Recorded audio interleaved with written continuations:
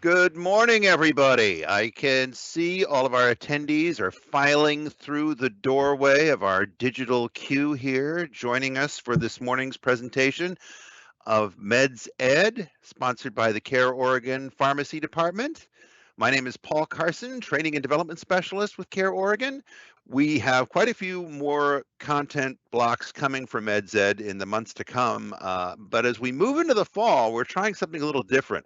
We have partnered with CareOregon's Office of Equity, Diversity, and Inclusion to find some more nationally regarded speakers who have topics that are very relevant to the members that we serve. We have two folks coming both at the end of September and the end of October. Daniel Dawes is going to be speaking on political determinants of health. And if you've never heard of the concept of weathering, Dr. Arlene Geronimus is going to be speaking about that. It is absolutely profound and very impactful in terms of how it affects the members that we are entrusted with their care. So look for the ability to sign up for those two speaking opportunities in the weeks to come here. You're going to be hearing a lot more about it, but very excited to be able to help prepare and bring these speakers to a local audience, which is really great. Everybody who attends today will have the opportunity to get credit for 2.25 hours of continuing education credit, and I'll give you some information about that at the very end of the session. Very straightforward, very simple, very easy to obtain, so no worries there. Just want you to get an idea of our agenda today. We'll be webcasting for about 2.5 hours until about 9:30 Pacific or so. This is a brief snapshot of some of the different topics you're going to be hearing about today, including from our folks at Legacy and Adventist, who have been kind enough to share their expertise with us. And while each section has its own sub-learning objectives, these are sort of the broader overall learning objectives that we'll be covering this morning that you'll be using to get your CME. So just a brief window into looking those over there, so you can see what's coming up here. And I want to go ahead and get ready to introduce our first speaker here today. We're very fortunate to be able to have. The reason for us all convening here today is that oral health is incredibly important development for all of us as we get older, as we move through life from childhood. But there is an frankly unacceptably high burden of oral disease that happens, and it often begins in childhood. And so we really want to be able to address that and try to remind everybody that oral health impacts the overall health and quality of everyone's life. And I think we're extremely fortunate to have someone to launch our session here today who's a champion of that concept, and that is CareOregon's Chief Medical Officer, Dr. Amit Shah. Amit has been chief medical officer here. He's got over 25 years of experience as a family physician and medical director. He has focused throughout his career on serving historically marginalized communities, helping create authentic connections between patients and their medical providers. I could spend a huge amount of time going over Dr. Shah's CV here. It is exhaustive, but he is a big champion of this concept. And when he found out that we were going to be doing this, he was gracious enough to want to just say a few words to kind of set the stage. So I'd like to turn things over to you, Amit, if that's all right. Thank you. Excellent. And good morning, everyone. Thanks so much, Paul, for that kind introduction. As you mentioned, I was very excited to be able to be fortunate enough to be asked to be able to, kick things off for all of you, because as Paul mentioned, not only is oral health and all the issues that are related to it critically important to the members and patients and our communities and the people that we know, it's also critical, for a major priority for CareOregon and our health system. But personally, it's been a huge journey that I've been on around how do we really think about integration? How do we really think about the impact of oral health beyond even what we were discussing before this, meeting? This issue around when we think of oral health, we think of dental care and we think of caries, we think of cavities. We think of end stage parts of oral health as what is the most important thing that we're thinking about, when in reality, how we think about oral health really, in my opinion, over the years have really come into three categories or aha moments or big themes for us to be focusing on. And I'm really excited to say that, the rest of the morning, you're going to hear a lot about these things. So those three things for all of us to kind of keep in mind is, we have integration. And what does integration mean? Well, it's this piece around physical health, oral health, behavioral health, and social health. And not only how do you integrate the care for all of it, it's critical to important and important to remember. It's integrating those different areas, but it's also understanding they are interconnected. One will not succeed or improve or change outcomes without the other. And I think that's been a huge movement around understanding integration of just throwing everything together isn't enough. There has to be a different thinking around integration, but understanding how they all relate to each other. And I've spent, as was mentioned, decades trying to, on the primary care side, figure out how that integration really becomes real.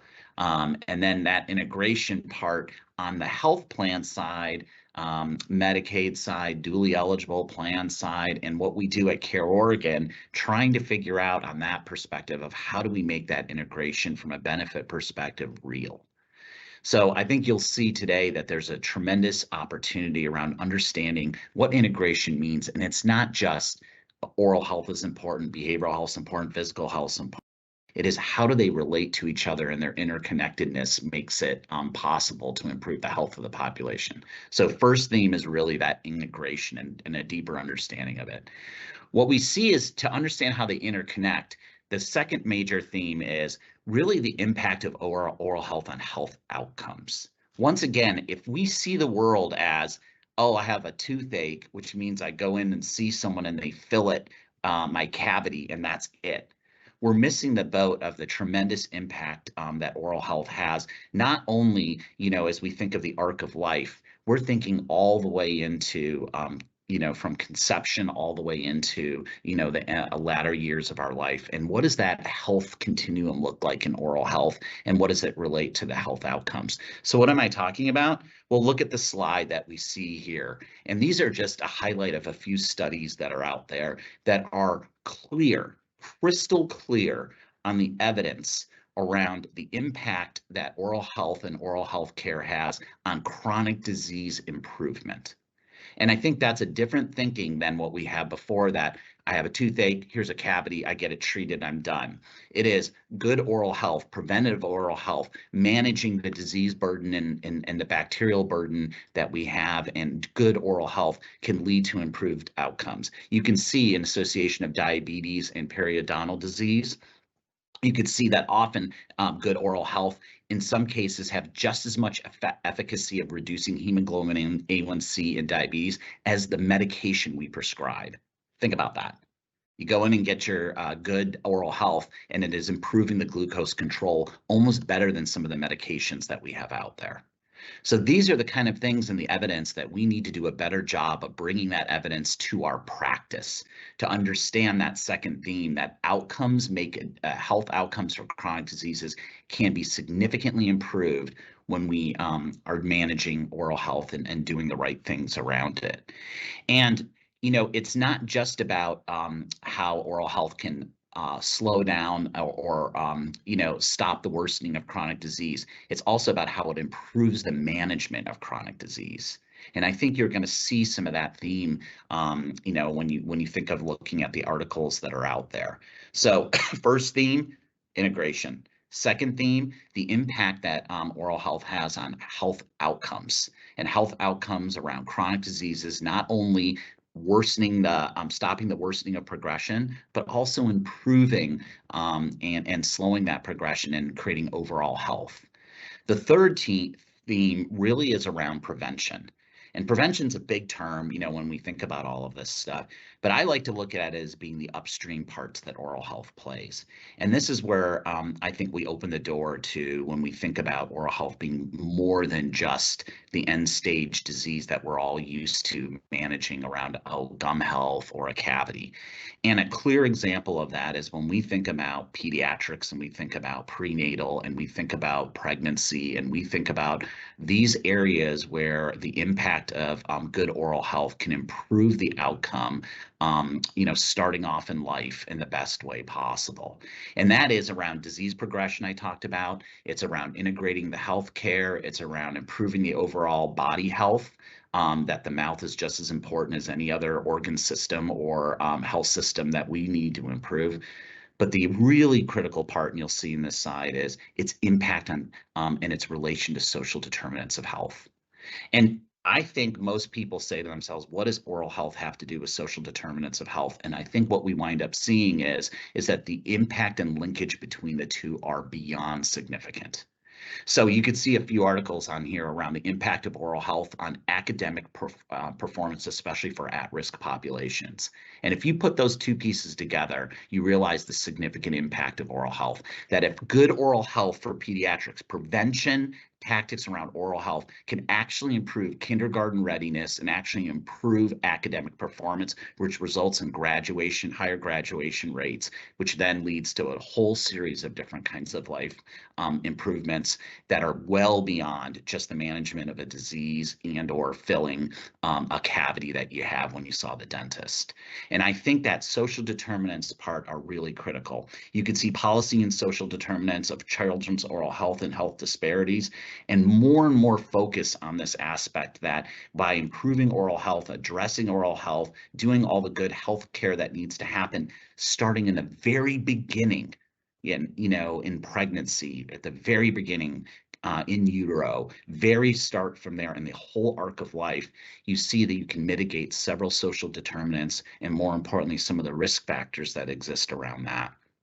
And so, I think it's really critical to think of that, social terms. Oregon itself has done a tremendous amount of work, especially in the Medicaid space, around really linking, the physical health outcome with oral health care, and resulting in the outcome being looked for is kindergarten readiness, social determinants improvement. And I think we all could say, even just simply, smiling and the ability to smile is a strong social strength. And that is something that we want to instill in every single person that we care for. And we forget that what that impact has on young lives when they are have an inability to be able to smile or are living with pain secondary to oral health and oral health disease. So I hope you get out of this, there are three themes. The integration's critical, the how oral health relates to chronic diseases, and the key factor around prevention, which includes the social determinants impact of good oral health. Today, I think you're going to be quite excited when you see two really incredible experts doing incredible things, both at Legacy and Adventist, and programs that are focusing on pregnancy and pediatric prevention efforts, that I think when you see that work, it'll help put together what those three themes are. And I just want to leave you with a big thank you.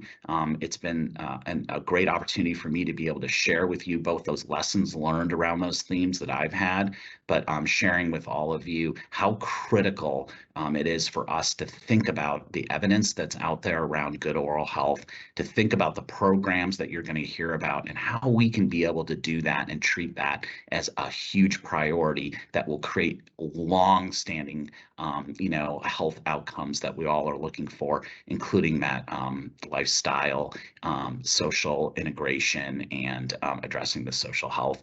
And it just matters that, a smile is important. So thank you. Thank you, Amit. That is fantastic. Really mind-blowing, the whole idea that that kind of oral care, the basic, oral health care, can be as impactful on, influencing diabetes as the medication can be. I mean, that's profound. I think we're already starting to see some of the takeaways that we're going to be getting here today. So thank you so much for being kind enough to come start us off this morning. It is absolutely great to have you here. So thank you for being such a supportive influence.